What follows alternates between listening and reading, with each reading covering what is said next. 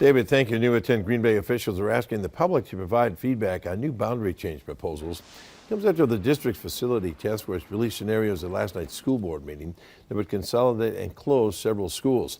Both scenarios show 6 elementary schools closing. The scenarios are in response to a predicted 12% enrollment decline over the next decade. 2 public meetings will be held on Tuesday, March 12th at the Nebo Public Museum's auditorium. Consultants will be present to present the conceptual boundary changes and will be available to take some questions afterward. Community members can also visit the museum for 3 days after the meeting to look at the large-scale maps of the boundary changes. A recording of the meeting will be available starting March 13th on the Green Bay Area Public Schools website, along with information on how to submit feedback. The feedback will be used to rework the scenarios. They will then be presented to the Board of Education in June.